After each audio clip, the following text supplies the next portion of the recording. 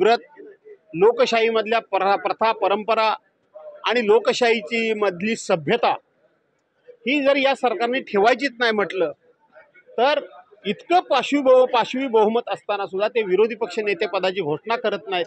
याचा अर्थ ते आम्ही संख्येने जरी कमी असलो तरी समोरच्या सरकारमधल्या अनेक मंत्र्यांची एवढी पापं आहेत, ती पापं कदाचित बाहेर येतील या भीतीपोटी ते विरोधी पक्ष नेत्याची निवड करत नाहीत। अपेक्षा अशी अजूनही 2 दिवस आहे, अधिवेशन संपण्याकरता 3 दिवस आहेत आणि या 3 दिवसामध्ये महाराष्ट्र विधानसभेचा विरोधी पक्ष नेता याच्या नावाची घोषणा अध्यक्ष करतील असा अजूनही मला अपेक्षा आहे, विश्वास आहे। परंतु एकंदरीत सरकारचं वागणं जर बघितलं तर लोकशाहीची इज्जत, लोकशाहीची इब्रत, लोकशाहीमधल्या प्रथा परंपरा आणि लोकशाहीची मधली सभ्यता ही जर या सरकारने ठेवायचीच नाही म्हटलं तर इतकं पाशवी बहुमत असताना सुद्धा ते विरोधी पक्ष नेते पदाची घोषणा करत नाहीत। याचा अर्थ ते आम्ही संख्येने जरी कमी असलो तरी समोरच्या सरकारमधल्या अनेक मंत्र्यांची एवढी पापं आहेत, ती पापं कदाचित बाहेर येतील या भीतीपोटी ते विरोधी पक्ष नेत्याची निवड करत नाहीत। मी सांगितलं ना की विरोधी पक्ष नेता असावा हा नियम, प्रथा, परंपरा केवळ नाही तर आपल्या राज्यघटनेमध्ये डॉक्टर बाबासाहेब आंबेडकरांच्या घटनेमध्ये विधिमंडळाला, लोकसभेला विरोधी पक्षनेता असलाच पाहिजे। आजपर्यंत एकूण सदस्य संख्येच्या 10% सदस्य संख्या असल्याशिवाय विरोधी पक्षनेता निवडता येत नाही असा वर्षानुवर्ष एक अपप्रचार होता आणि वर्षानुवर्ष त्या पद्धतीनं विरोधी पक्षनेतेपद डावललं गेलं। परंतु आपण हे पटवून दिलं की कुठेही एकूण सदस्य संख्येच्या 10% लोकसंख्येची अट विरोधी पक्ष निवड करण्याकरता कायद्यामध्ये नाही, नियमामध्ये नाही, प्रथेमध्ये नाही, परंपरेमध्ये नाही, घटनेमध्ये सुद्धा नाही। आणि हा माझा दावा हा विधिमंडळानं, सचिवालयाने म्हणजेच अध्यक्षांनी लेखी पत्र देऊन मान्य केलेलं आहे। तुमचं म्हणणं आहे की मंत्री घाबरतायत? 100% घाबरतायत। आज त्याचं चित्र तुम्ही बघितलं असाल, समोर आम्ही 2-4 जण आहोत आणि अख्खं सभागृह उठून आम्हाला फेस करायला बघत होतं, पण आम्हाला फेस करू शकले नाहीत। ते घाबरतात। आम्ही या ठिकाणी आत्तापर्यंत एकंदरीत या ठिकाणी समंजसपणा ठेवला होता। समंजसपणे वागू, समंजसपणे निर्णय होतील आणि समंजसपणेच पुढचं कामकाज करू।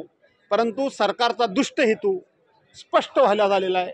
शेवटचे 2 दिवस वाट बघूया, नपेक्षा सरकारचा दुष्ट हेतू हा स्पष्ट होणारच आहे। असं आहे की अध्यक्षांनी, आता तुम्हीच अध्यक्षांना विचारा की तुम्हाला हा विचार करायला किती वेळ लागेल। हे मला विचारण्यापेक्षा तुम्ही अध्यक्षांना विचारलं तर बरं होईल। लोकशाही करता विचार झालेलाच आहे ना। विधिमंडळाने मला 10% सदस्य संख्येची अट नाही हे पत्र विधिमंडळाने दिलं ते कुठल्या आधारावर दिलं? विचार करूनच दिलं ना। नियमने कायद्यामध्ये 10%ची अट नाही असं विधिमंडळाने पत्र दिलं म्हणजे कोणी दिलं? अध्यक्षांनीच दिलं। पत्र आपण सचिवांच्या नावानेच ॲड्रेस करत असतो आणि सचिवांच्या नावाने आपण ॲड्रेस केलं।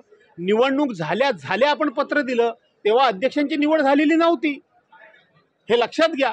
त्याच्यानंतर आम्ही अध्यक्षांना भेटलो आणि म्हणून मी स्पष्टपणे सांगतो की अजूनही विचार कोणत्या पातळीवर करायचा हे तुम्ही विचारलं तर बरं होईल।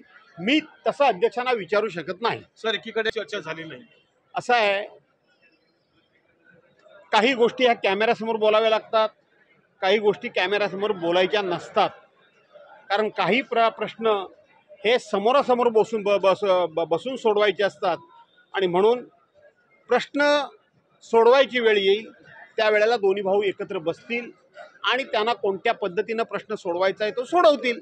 तोपर्यंत राज ठाकरे काय म्हणाले आणि आणखीन कोण काय म्हणाले याच्यावर भाष्य करणं माझ्या अधिकारात नाही। शशिकांत शिंदे हे झाले का? शशिकांत शिंदे हे माझे जुने सहकारी आहेत। 2014 साली ज्या वेळेला सुनील तटकरे यांना प्रांताध्यक्ष केलं त्यावेळेला आम्ही जेव्हा बैठकीत होतो त्यावेळेला शशिकांत शिंदेंचं नाव देखील त्यांच्या बरोबरीनं होतं। परंतु त्याच्यानंतर सुनील तटकरे झाले, त्यानंतर जयंतराव पाटलांनी हा 7 वर्षापेक्षा जास्त राष्ट्रवादी काँग्रेस पक्ष, शरदचंद्रजी पवार साहेब यांचं अतिशय समर्थपणे आणि तितक्याच उत्तम प्रकारे सांभाळलं माझी खात्री आहे शशिकांत शिंदे देखील ते पद चांगलं सांभाळतील. पवारसाहेबांच्या मार्गदर्शनाखाली माझे ते जुने सहकारी आहेत.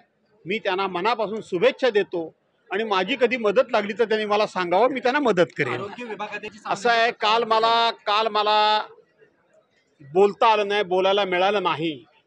काल मी हे सगळं बाहेर काढणार होतो. आरोग्य विभागात झालेला घोटाळा, तुम्ही म्हणताय त्याच्या कितीतरी पटीनं झालेला घोटाळा, तो मी बाहेर काढणार होतो.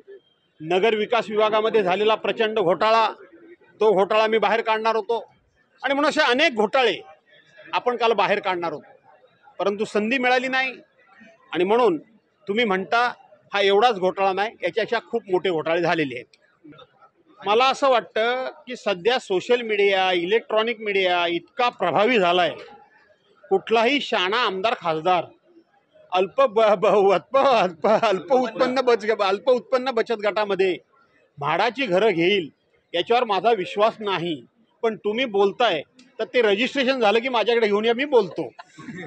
धन्यवाद. थँक्यू.